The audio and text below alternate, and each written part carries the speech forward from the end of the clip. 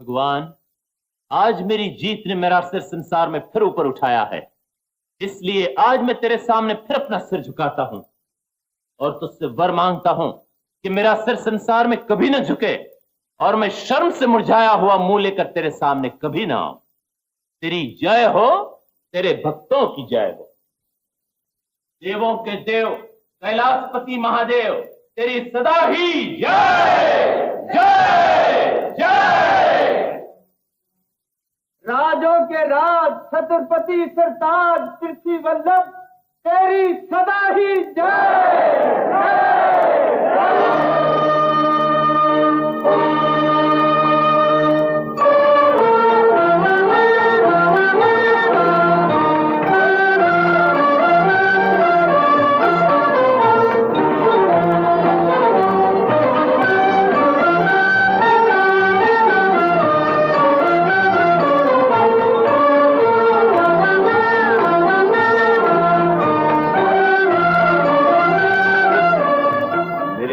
चरणदासियों, आज तुम्हें निराश होना पड़ेगा। गोदावरी पार से सैलप आया है, आज अपना हर रोज का काम उसे करने दो। महाराज की जय हो। सैलभ के हाथ इतने खुरदरे हैं कि उन्हें आपके सुंदर पांव धोने की आज्ञा देना संगीत और कला का निरादर करना है। तुम भूलते हो कविराज, सैलभ हमारे पांव इतनी बार धो चुका है कि अब उसके हाथ खुरदरे नहीं रहे, और फिर वो हमारा दोस्त भी है। महाराज की जय हो। कायर और हारा हुआ आदमी आपका दोस्त नहीं हो सकता। जो आदमी 15 बार हार कर फिर भी लड़ने की हिम्मत कर सकता है, तो पृथ्वीवल्लभ मुंज से कायर नहीं समझता। धन्य हो राजन।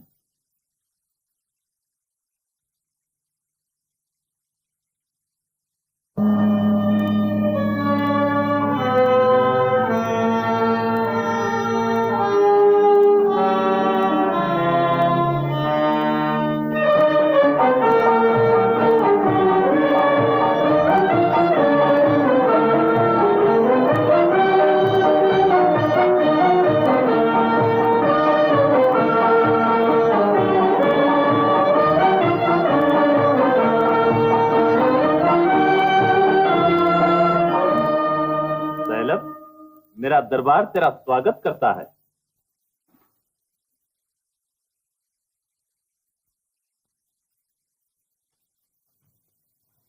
लो आओ, अब अपना काम शुरू करो। मैं इनकार करता हूं। क्यों? जिन पांव को तुम 15 बार धो चुके हो, उन्हें 16वीं बार धोने में लाज कैसी? और अब के बर्तन भी तुम्हारे देश के हैं, पानी भी तुम्हारे देश का है। गोया आज तेलंगन का राजा तेलंगन के बर्तनों में तेलंगन का पानी लेकर अवंतीपुर के महाराज पृथ्वी वल्लभ मुंज के पांव धोएगा, और उसके साथ अपने मन से अपनी 16वीं हार भी धो देगा। पानी के बर्तन लेकर आगे बढ़ो, और इसके बाद ये हाथ तुम्हें अपना दोस्त समझकर अपने पास बिठा लेंगे।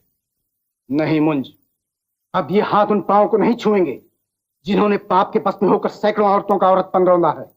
न उन हाथों को छुएंगे जो नित नई औरतों के गले का हार बनते रहते हैं। सैलभ, ये तुम नहीं बोल रहे हो, तुम्हारे मुंह से तुम्हारी बहन मृणालवती बोल रही है, जिसका जीवन रेत की तरह खुश और स्मशान की तरह उदास है, जिसके होठों ने एक बार भी जीवन का मजा नहीं चखा और जिसकी आंखों ने एक बार भी दुनिया की रंगीनियां नहीं देखी। तुम क्या जानो दुनिया और दुनिया की बहार क्या है। खैर, अगर एक बार फिर अपना जीवन और आजादी चाहते हो तो अपना काम शुरू करो। महाराज की जय हो। क्या आप तैलब को फिर छोड़ देंगे? जो आदमी दुश्मन को माफ नहीं कर सकता वो कायर है। मगर राज्य जोशी पंडित प्रताप आदित्य ने कहा था कि 70वीं लड़ाई में महाराज के हार जाने का भय है। अगर एक आदमी 100 बार जीत कर एक बार हार जाता है, इसमें हर्जी क्या है? मगर राजकुमार भोज अगर यहाँ होते, राजकुमार भोज यहाँ होता तो क्या वो मुझसे कह सकता था कि इसे क्षमा न करो? ये तुम्हारी भूल है कविराज। मैं क्षमा चाहता हूँ राजन। चलो तैलब, या मेरे पांव धोकर अपने देश को चले जाओ, या हाथी के पांव तले आकर दूसरी दुनिया का रास्ता लो। एक पल में फैसला करो, इधर या उधर।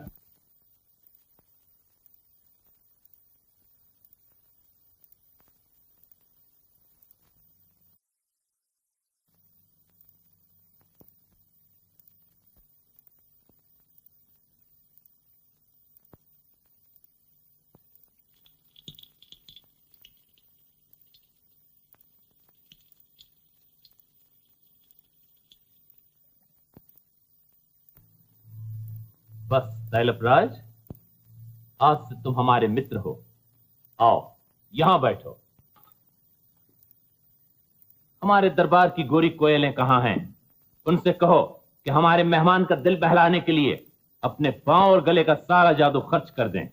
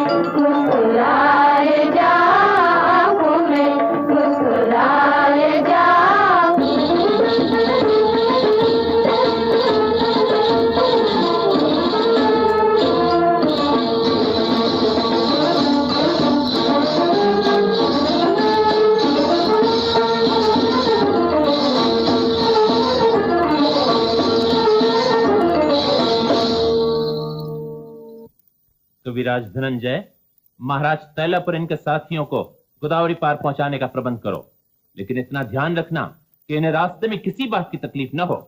महाराज की आज्ञा का पूरा पूरा पालन होगा।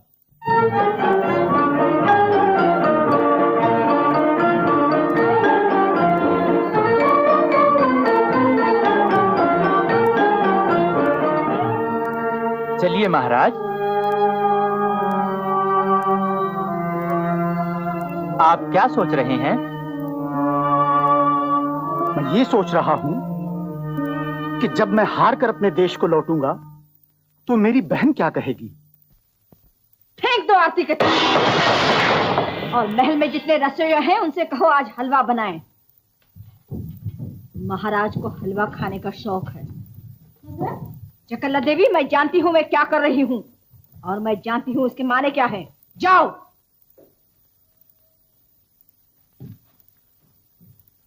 इसके ये माने हैं कि तुम मेरा अपमान कर रही हो, मगर जरा सोच कर बताओ आखिर मैं और क्या कर सकता था। तुम और क्या कर सकते थे? तुम लड़ाई जारी रख सकते थे, तुम हथियार डालने से इनकार कर सकते थे, तुम अपनी जान देकर देश की आन बचा सकते थे। मगर जिसे जीवन प्यारा है वो कुछ नहीं कर सकता, वो सिर्फ बातें कर सकता है। मैंने जीवन इसलिए नहीं बचाया कि मुझे जीवन से प्यार है, मैंने जीवन इसलिए बचाया है कि मैं दुश्मन से बदला ले सकूं। अपने आप को धोखा न दो। तुम जानते हो कि तुम दुश्मन से बदला नहीं ले सकते। तुम सिर्फ उसके पांव धो सकते हो, तुम सिर्फ उसके सामने सिर झुका सकते हो, तुम सिर्फ उसके पास जीवन की भिक्षा मांग सकते हो। मैंने इतनी बार यत्न किया, इतनी बार दुश्मन के देश पर हमला किया, लेकिन किस्मत ने हर बार उसका साथ दिया। मुझे हर बार हार कर लौटना पड़ा। आदमी दुश्मन से लड़ सकता है, किस्मत से नहीं लड़ सकता। तो तुम समझते हो तुम कुछ नहीं हो? जो कुछ है तुम्हारी किस्मत है। तुम्हारी किस्मत एक नदी है और तुम उसके धारे में बहने वाले तुच्छ तिनके हो। तुम्हारी किस्मत एक तूफान है और तुम उसमें उड़ने वाले हकीर पत्ते हो। तुम्हारी किस्मत एक कुम्हार है और तुम उसके हाथ में गीली मिट्टी का खिलौना हो। वाह वाह, आदमी की कैसी अच्छी तारीफ की है तुमने। भारतवर्ष की होने वाली संतान तुम्हारा नाम सुनकर खुशी से पागल हो उठेगी। मगर क्या मैंने किस्मत से लड़ने का यत्न नहीं किया? क्या मैंने 16 बार दुश्मन पर हमला नहीं किया? और क्या तुम्हें 16 बार हार नहीं हुई? आखिर इसमें दोष किसका है, तुम्हारे या किसी और का? मेरे हारने का कारण यह है कि मैं उसके घर में जाकर लड़ता हूं। उसके जीतने का कारण यह है कि वो अपने घर में लड़ता है। अपने घर में तो बिल्ली भी शेर होती है। तो ऐसा यत्न करो कि वो तुम्हारे देश पर हमला करे। मगर वो करता ही नहीं है। उससे कहो कि हमारे देश पर हमला करे, मुंह तोड़ दूं, दांत खट्टे कर दूं, हथियार छीन लूं। रास्ता मैं बताती हूँ। उसने तुम्हारे साथ अपना राजकवि भेजा है? हाँ। उसे कैद कर लो। तो वो हमला कर देगा? बस सारी शेखी किरकिरी होगी। अभी कहते थे वो हमला करे तो ये करूं और वो करूं, अभी हाथों के तोते उड़ गए कि वो हमला कर देगा। तो मालूम हुआ तुम बदला लेने की तैयारी करने नहीं आए, जान बचाकर बहन की गोद में छुपने के लिए आए हो। देखो ना बहन, बात ये है कि इसमें अपनी इज्जत का क्या है? आदमी को जान बचानी चाहिए। जान है तो जहान है। खाओ पियो मौज मनाओ, यही जीवन है, यही जवानी है। ये आवाज काहे की थी? हलवा बन रहा है। मैं पूछती हूँ ये काहे की आवाज थी? लोहे से लोहा टकराने की। लोहे से लोहा टकराने की? तो इसे बंद करो। क्या तुम नहीं जानते मेरा भैया इस आवाज से डरता है? लड़ाई में लोहे से लोहा टकराता था, मेरा भैया मेरी गोद में छुपने के लिए यहाँ भाग आया। अब अगर यहाँ भी लोहे से लोहा टकराएगा तो वो भागकर और कहाँ चला जाएगा? और अगर कहीं चला गया तो तुम्हारा क्या नुकसान होगा? नुकसान मेरा होगा जो संसार में फिर भाई के बगैर रह जाएगी। जाओ, मेरा मुंह क्या देख रही हो? जाकर इस आवाज को बंद कराओ।